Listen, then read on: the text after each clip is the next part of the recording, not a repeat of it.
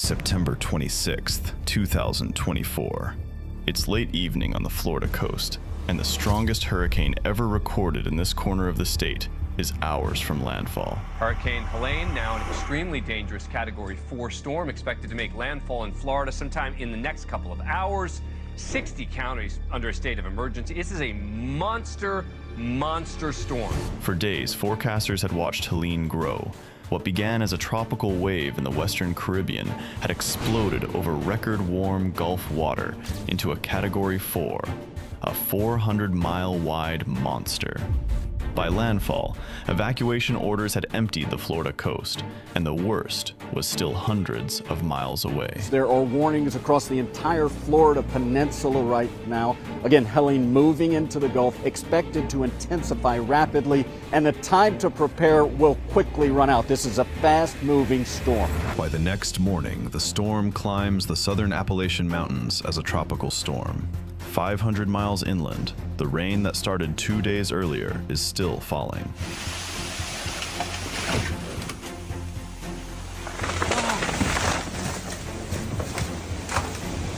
.78 inches, 4 days. The mountains drown.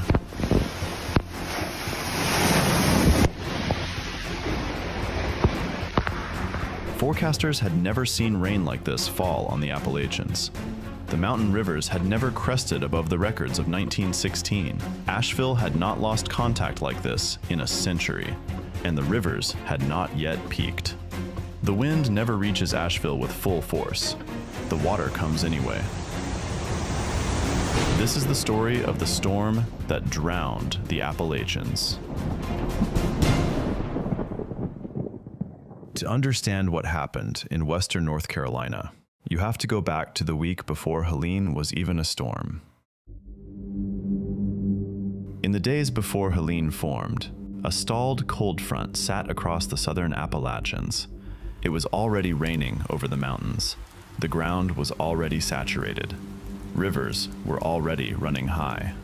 By the time Helene's outer bands reached North Carolina, every creek bed and gully in the region was a loaded gun. Asheville sits in a bowl. The French Broad River runs through it. To the south are the Blue Ridge Mountains. To the north are the Black Mountains. To the east are the Pisgah and the Great Smoky Chains. When rain falls on those slopes, every drop has only one direction to go: down, into the river valleys, into the towns built along them. The people who built those towns knew this. The last time the mountain saw a flood of historic scale was July 1916, when a pair of tropical systems collided over the southern Appalachians and killed 80 people. That flood was the worst in regional memory. Every record book in western North Carolina had its watermark. For 108 years, nothing came close. The mountains had not seen a storm like Helene. The river valleys had not been tested at this scale since before the Model T, and the people who lived along those rivers had built their entire infrastructure assuming the 1916 flood was the ceiling. It was not. Helene forms in the Western Caribbean on September 24th. By the 25th, it is tracking north over the Gulf of Mexico, intensifying rapidly. The ocean is hot. The water temperature in the Gulf is more than 2 degrees above average. Helene feeds on it.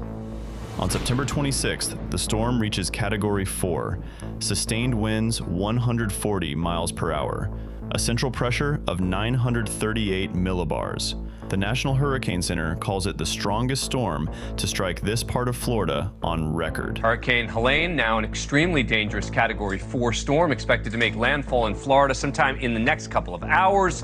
60 counties under a state of emergency. This is a monster storm. Just before midnight, Helene's eye crosses the coast near the small town of Perry, Florida.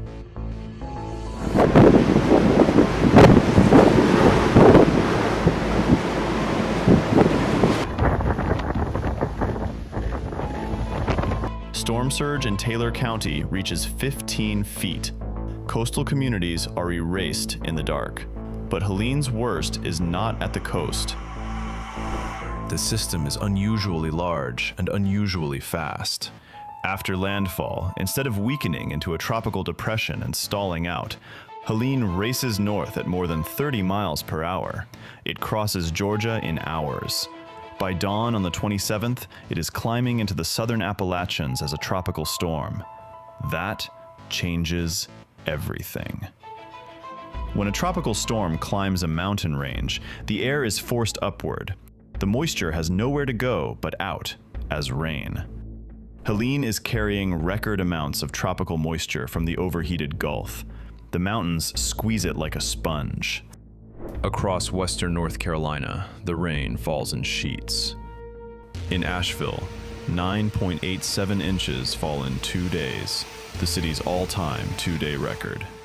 North of Asheville, in the town of Busick in Yancey County, observers measure 30.78 inches over 4 days. Near Cello, 26.65 inches. In Transylvania County, 29.98. These are not flash flood numbers. These are biblical numbers. The French Broad River, the Swannanoa, the Pigeon, the Nolichucky, the Catawba, every major river in western North Carolina rises above its historic flood crest. Records that had stood since 1916 are gone in a single afternoon. By Friday morning, the mountains are not draining anymore. They are flooding from the top down. The storm itself has moved on, but the water has not.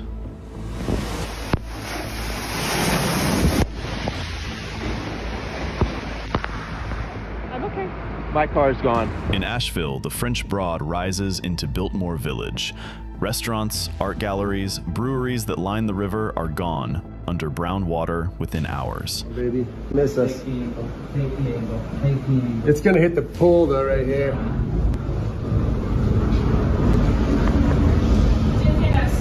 Holy. The River Arts District, a stretch of artist studios in converted industrial buildings, is buried. Power fails across the city.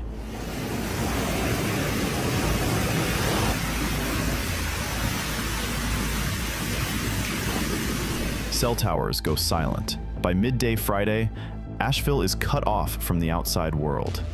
I-26 to South Carolina is closed by landslides. I-40 to Tennessee collapses in 3 places. The city of 94,000 people is, for the next 36 hours, an island in the mountains. Whole house.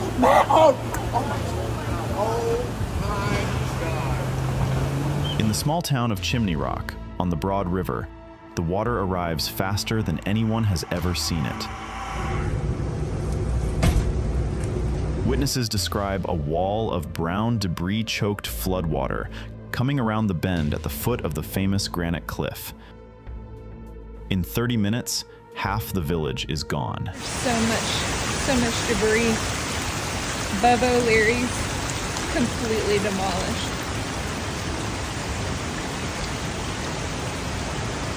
Riverwatch, we were staying right there in that little place. Look at all the stuff, you guys. Oh my gosh. A third of its 46 businesses are erased. Cars are stacked against trees. The main street is rebuilt by the river into a gravel bed. Just downstream, in Lake Lure, the lake where the 1987 film Dirty Dancing was shot, the dam holds. Barely. The Lake Lure Dam is 124 feet high. Helene's flood tops it completely. Water pours around the sides. Engineers watching the dam tell 1,600 residents downstream to leave. The dam holds for the next hour, then the next. It does not fail, but for one full afternoon, the entire town below is one structural failure away from a wall of water. In the mountains above Asheville, 1,400 landslides start in a single weekend. Hillsides that have been stable for 100 years let go all at once. Houses slide. Roads collapse mid-air. A section of I-40, the main artery between North Carolina and Tennessee, falls into the Pigeon River Gorge. 6,000 miles of road, 1,000 bridges, 126,000 homes. The numbers come later. In the moment, nobody is counting. They are climbing onto roofs. By Friday afternoon, the Asheville VA Medical Center has lost grid power. Generators are running. Patients on life support depend on them. The hospital is not going to last more than another 24 hours without external power restored. Duke Energy has crews staged, but the road to the VA hospital is gone. Trees are down across every approach. Landslides have buried the access road in mud and rock. 2 linemen, Matt Martinka, a journeyman, and Nathan Curley, a line apprentice, get told the route is impossible by vehicle. They go in on foot. Carrying tools, climbing gear, and replacement components, they hike nearly 2 miles through fallen trees, mudslides, and unstable terrain to reach the VA. When they get there, they restore power. The patients on life support keep their machines running. It was a pretty good feeling. I mean, I feel like we, in our own way, gave back. I mean, them guys have given so much, so in our own way, we gave it back to them. Martinka and Curley did not have to walk into a destabilized mountain to do that. They could have waited for the roads to be cleared. Veterans on life support would not have lasted that long. They walked.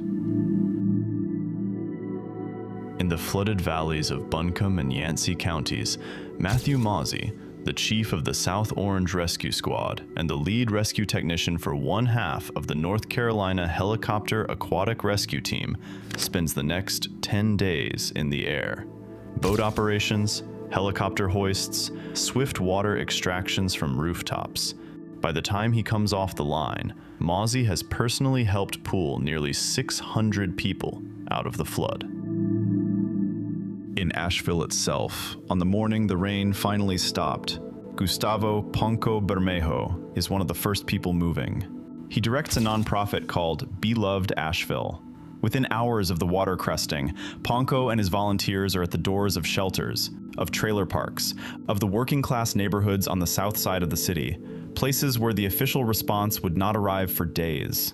They bring food, they bring water, they bring formula for infants. They keep showing up for weeks. These were not soldiers. They were a lineman, a rescue diver, a nonprofit director. They lived in the mountains, and the mountains were drowning, so they went to work. They work all their life to have all the possessions that they have, and in one day, in one morning, they lost everything. My only work is to think about how I can help. 252 people die because of Helene in the United States. 107 of them die in North Carolina. 43 die in a single county. Damage tops $78 billion. North Carolina alone accounts for 53. Helene becomes the second deadliest hurricane to strike the continental United States in 50 years. Only Katrina has killed more. But the number that should matter most is not in the death toll. It is in the rainfall column. 30.78 inches in 4 days. A 2-day Asheville record broken by more than 2 inches. 8 different rivers cresting above marks set in 1916. Helene did not break records by a little. Helene broke records that were set when Woodrow Wilson was president, and it broke them by margins nobody in the meteorological community had modeled as possible. The reason was not just the storm, it was the path. A Category 4 Atlantic hurricane carrying record Gulf moisture racing across the southeast, hitting a mountain range whose ground was already saturated from a stalled cold front. Every variable was at the wrong end of its range. The mountains squeezed the storm dry, and the rivers had nowhere to put the water. Before Helene, the playbook for hurricane risk in North Carolina ended somewhere east of Charlotte. After Helene, every county in the western half of the state is being remapped. Floodplains drawn 50 years ago are being redrawn. Building codes in the mountain counties are being rewritten around what happened to Chimney Rock. Insurance underwriting in Asheville now factors a storm that did not exist in any model 2 years ago. Helene rewrote what a hurricane is allowed to do. The wind never reached Asheville with full force. The water came anyway. It will come again.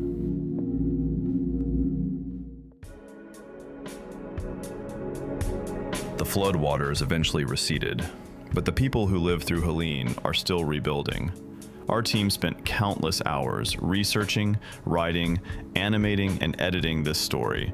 If you want to help us continue making documentaries like this, the best thing you can do is support the channel. A like, a comment, or a share goes a long way. And if you've watched all the way to this point, thank you. It genuinely means a lot.